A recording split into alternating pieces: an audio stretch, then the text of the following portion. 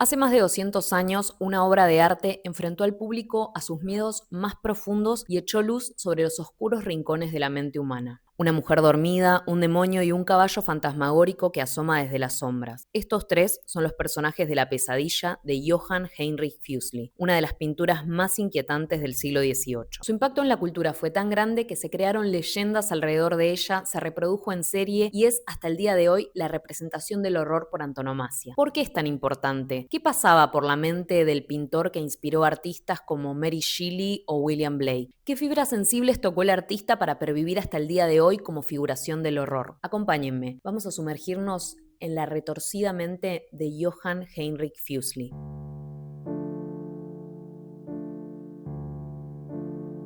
El autor de La pesadilla creció en un ambiente intelectual que estaba profundamente inspirado por las ideas de la Ilustración. A mediados del siglo XVII, en países como Francia, Alemania e Inglaterra, surgió un movimiento cultural conocido como Ilustración. Se apoyaba fuertemente en la razón y confiaba en los sentidos y en la experiencia como herramientas para conocer el mundo, además de tener una profunda fe en el progreso de la humanidad. Si bien el siglo XVIII es conocido como el siglo de las luces, esto no lo dejó exento de otros puntos de vista que cuestionaron las ideas antes mencionadas. Algunos intelectuales comenzaron a poner en duda la supremacía de la razón o los sentidos para conocer el mundo. De hecho, empezó a tener mucha más importancia la imaginación como herramienta para materializar lo inacible. Este fue el contexto que alimentó la inquieta mente de un chiquillo nacido en Zúrich en 1741. Su nombre era Johann Heinrich Fuseli y llegaría a destacarse en la pintura gracias a la innovadora mezcla entre las formas del severo arte clásico y la fantasía. En la familia Fuseli, las ideas y el arte circulaban con naturalidad. De hecho, su padre era pintor, anticuario e historiador del arte. Tenía una pequeña colección de grabados del siglo XVI, pintaba retratos y publicó una obra que sentó las bases de una historia del arte nacional. Las reuniones intelectuales en la casa Fuseli eran algo común. Allí el pequeño Johann Heinrich conoció a Johann ¿Saben qué? Creo que todos los intelectuales del norte de Europa del siglo XVIII se llamaban Johann, Caspar, etcétera. Así que mejor les dejo una lista de todos los tipos que conoció el papá de Fuseli, así esto se hace un poquito más rápido. Claramente, estos hombres se reunían en la casa Fuseli a comer rosti, soft, fondue y otro montón de comidas suizas que googleé y me dieron muchas ganas de estar en la cumbrecita. Pero, además de comer, estos hombres se juntaban a discutir ideas que sentaron las bases para el movimiento cultural posteriormente conocido como romanticismo.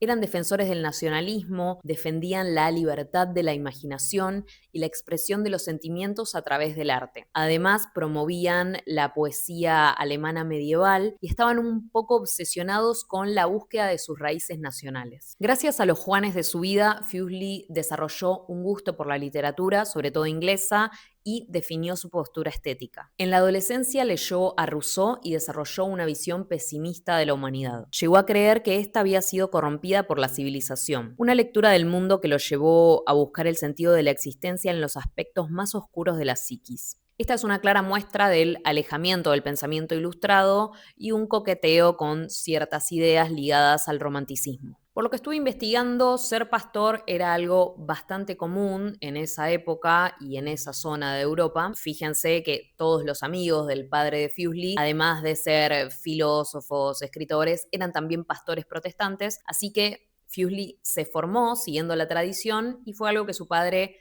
celebró y fomentó. Pero la verdadera pasión de nuestro joven prerromántico estaba en las letras y en la pintura. Por esto se unió al movimiento literario conocido como Sturm und Drang, que significa algo así como tormenta y peligro. Este movimiento, que se extendió también a las artes visuales y la música, creía en el poder creativo de la subjetividad del artista y ponderaba la expresión de emociones extremas. El Sturm und Drang era un movimiento que claramente se oponía a las limitaciones del racionalismo ilustrado y por esto fue precursor del romanticismo alemán. En estos grupos de vikingos llamados Johann, Fuseli descubrió que la pasión, los sueños, los sentimientos podían ser herramientas tan valiosas como la razón. Debe haber sido un momento de formación decisivo. De repente la fantasía se revelaba para el artista no como mera evasión, sino como una vía de conocimiento. Como muchos artistas de entonces, Fuseli viajó por distintas partes de Europa para enriquecer su formación. En realidad, el primer viaje no fue tanto por conocimiento, sino porque se tuvo que exiliar. Había publicado un panfleto en contra del gobierno de Zúrich y, bueno, se tuvo que ir. En el año 1764 se instala en Inglaterra y, como cualquiera de nosotros a los 23 años, se gana la vida traduciendo Macbeth al alemán, ilustra textos de Shakespeare y empieza a frecuentar círculos aristocráticos. Fiesta viene con la aristocracia inglesa dieciochesca. La cuestión es que Fuseli empezó a abandonar sus ideas rusonianas y abrazó el costado corrupto y sombrío de la vida moderna. Este momento de la vida del pintor se tornó muchísimo más banal. Comenzó a cuestionar su fuerte postura moral, se empezó a comportar en forma más libertina, más irreverente, era un provocador. En 1770 se fue a vivir a Roma y, como casi cualquiera de nosotros a los 29 años, comenzó a estudiar a los clásicos. Copió obras de manieristas y estudió en profundidad a Miguel Ángel Buonarroti. Estas imágenes definieron los rasgos que más se conocen en la obra de Fuseli: cuerpos musculosos pero lánguidos, teatralidad, cierta melancolía y emocionalidad.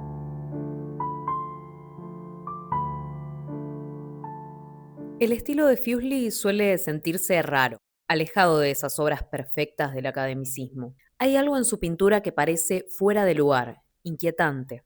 Por un lado, combina dos tradiciones pictóricas distintas: la clasicista italiana, que conoció en Roma, y la tradición inglesa y nórdica, de la que toma temas literarios como Las tres brujas de Macbeth o Titania, la reina de las hadas de Sueño de una noche de verano. Otro rasgo distintivo son esos cuerpos alargados, casi fantasmales, que parecen más bocetos que figuras terminadas. Esta particularidad en el dibujo puede relacionarse con su formación. En las academias de arte del siglo XVIII, los alumnos seguían una serie de pasos para alcanzar la maestría. Primero copiaban grabados y esculturas de artistas consagrados, y luego pasaban al dibujo del modelo desnudo en el estudio. Hasta donde sabemos, Fuseli decidió no trabajar con modelos vivos. Las inconsistencias técnicas en su obra, figuras deformes, desproporciones, rostros extraños, manos resueltas de forma algo tramposa, podrían explicarse por su aprendizaje a partir de copias, sobre todo de esculturas antiguas y obras de Miguel Ángel. Sin embargo, no creo que esto sea algo que le juegue en contra a Fuseli, porque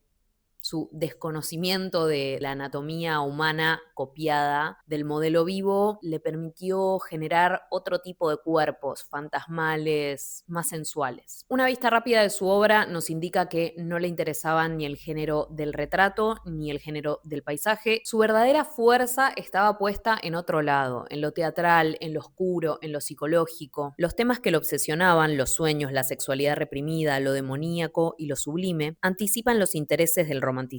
Era raro que un artista con formación italiana se interesara por temas como el terror o la noche, pero Fuseli se sentía atraído por esas zonas oscuras que también aparecen en la literatura alemana de poetas como Novalis, Hölderlin o Hoffmann. Lo teatral es otro rasgo clave en su obra: cortinados, gestos exagerados, contrastes de luces y sombras.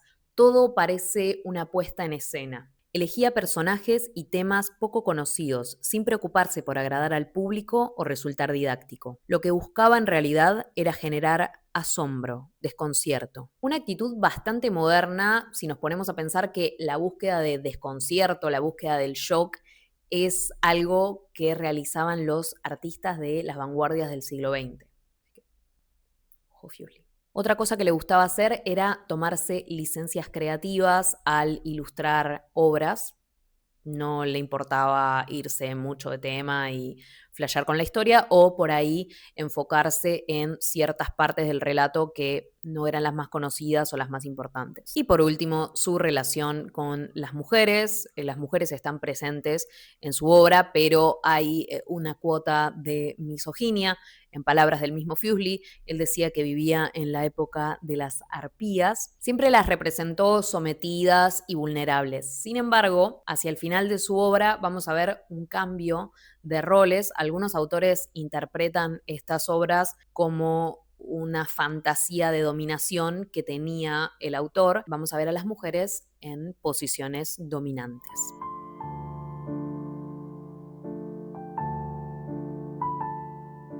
La primera aparición pública de la pesadilla fue en uno de los lugares más importantes del mundo del arte de esa época. El óleo se mostró en 1782 en la prestigiosa Royal Academy de Londres, la institución que marcaba la pauta del buen gusto y la forma correcta de hacer arte desde su fundación. Cada verano, estudiantes, profesores y artistas, famosos o emergentes, presentaban sus trabajos en exposiciones repletas de obras colgadas desde el piso hasta el techo, que luego eran juzgadas por los superiores de la academia. Ser aprobado por ellos significaba prestigio, calidad y, con suerte, algo de estabilidad económica. Ahora bien, las normas académicas eran tan arbitrarias como el gusto personal de quienes las escribían. Por eso, mientras muchos artistas buscaban desesperadamente ser aceptados, otros militaban en contra. En ese contexto, Fuseli tenía una red de contactos bastante potente. Como vimos, desde joven había cultivado relaciones con intelectuales influyentes. Eso lo llevó hasta Sir Joshua Reynolds, ni más ni menos que el director de la Royal Academy. Reynolds se interesó por su trabajo y lo animó a que siguiera estudiando y que se presentara. Y Fuseli le hizo caso. Y en el verano de 1782 presentó La pesadilla. Una ventana a un episodio misterioso y sensual. Una mujer tendida en la cama se estira lánguidamente. Sobre su torso se acomoda, pesado, un ser horroroso que gira la cabeza y nos devuelve la mirada. Desde un cortinado de terciopelo emerge un caballo negro de ojos muy abiertos, un testigo espectral que incluso parece sonreír. Es una escena íntima, sus pequeños detalles indican fastuosidad. La habitación está en absoluta oscuridad y un foco lumínico revela al espectador el perturbador acto que sucede entre las sombras. La luz es tan potente que hace emerger el cuerpo de la mujer y arroja una sombra inquietante sobre el telón de fondo. Es casi cinematográfica. Obviamente hubo influencias. El tiempo que pasó en Roma y sus gustos personales están presentes. La composición recuerda a El sueño de Hécuba, de Giulio Romano, y el tema tiene raíces en la mitología nórdica. La pesadilla resultó bastante controversial. Movilizó al público, generó conversaciones y tomas de posición. Una de las críticas más conocidas dice en florido lenguaje de crítico de arte algo así como: la pesadilla del señor Fuseli, escribió mal el nombre, tiene rasgos de genialidad, pero el tema del hack riding, que es la expresión inglesa para la experiencia de ser montado por un bicho maligno mientras dormís, es desagradable para cualquiera. No llama a la contemplación ni sirve de decoración. Muchos se hubieran quedado tranquilos si la pesadilla hubiera dado una moraleja, enseñado una historia, si hubiera sido una historia de la mitología griega o una historia bíblica, pero no. La pesadilla no estaba ahí para enseñar nada. Otra queja habitual era que resultaba difícil encajarla en alguno de los géneros ya existentes. Definitivamente no era una pintura de historia, no era un paisaje, ni a menos que te parezca normal que un demonio sexual se pose encima tuyo a mitad de la noche, no era una escena costumbrista. La obra habla de una nueva estética, de sueños, horror, angustia, todo lo que años más tarde sería parte de la estética gótica del romanticismo. Y también incorpora la estética de lo sublime, la presentación de algo bello, sobrecogedor y aterrador a la vez. El nombre de la obra en su idioma original enriquece su significado. Hay varias interpretaciones. Por un lado, la obra se llama Nachtmar, que es pesadilla en alemán, y suena exactamente igual que el nombre del caballo del mismísimo Mefistófeles. Todo parece indicar que ese simpático equino que asoma por la cortina no es tan amigable. Por otra parte, el título conecta directamente con el ser que se posa sobre la mujer que está durmiendo. En el folclore escandinavo aparece la figura de la Mara o Night Mar, un espíritu demoníaco que por las noches oprime el pecho del durmiente y lo sofoca. La etimología del nombre de esta bestia deriva de las palabras nórdicas para pesadilla. La expresión noruega es mareit, el término islandés martró, y en sueco mardrón. Y si pensamos en Latinoamérica, también tenemos nuestras propias versiones de seres nocturnos que se te suben encima cuando dormís. La idea es universal. Alguien o algo visita al durmiente y le provoca un tormento. Algunos historiadores creen que la mujer representada podría ser Anna Landolt, la sobrina de Lavater, amigo cercano de Fuseli. Fuseli estaba profundamente enamorado de ella, pero no fue correspondido. En una carta, el pintor describe un sueño erótico con Anna de una forma tan explícita que la verdad me da un poco de vergüenza ajena leer eso frente a la cámara. Lo intenté. La arropé con mis sábanas, la abracé con mis manos calientes y apretadas. Ay. Lo más fuerte de todo esto es que el retrato de Ana se encontró detrás del bastidor original de la pesadilla. Se estima que es ella por el leve parecido entre las dos mujeres. Con este tema aparecen otras lecturas posibles. ¿Fuseli se proyecta en el demonio? ¿Es el demonio la versión monstruosa de los deseos del pintor? ¿O Fuseli es el caballo, horrorizado frente a lo que ve? Más allá de las polémicas, la obra lo ayudó muchísimo. Tras esa exposición, Fuseli consiguió un puesto prestigioso. Y al año siguiente, la muestra de la Royal Academy recibió más de 12.000 visitantes extra. La demanda de la obra fue tan grande que el artista tuvo que hacer nuevas versiones y encargar grabados para su difusión. Un verdadero fenómeno pop del siglo XVIII.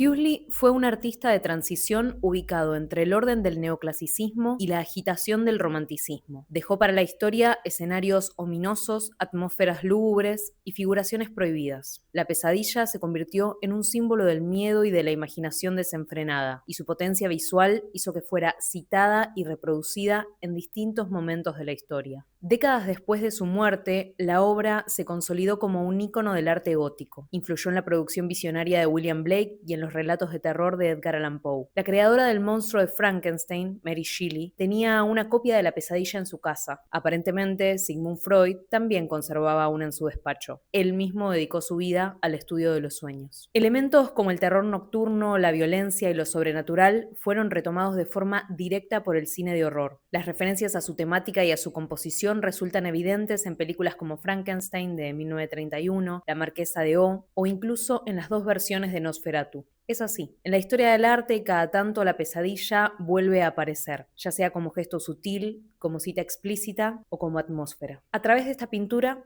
Fuseli reveló al público aquello que debía permanecer en secreto. La pesadilla pasó de ser una pintura polémica a erigirse como un ícono del terror.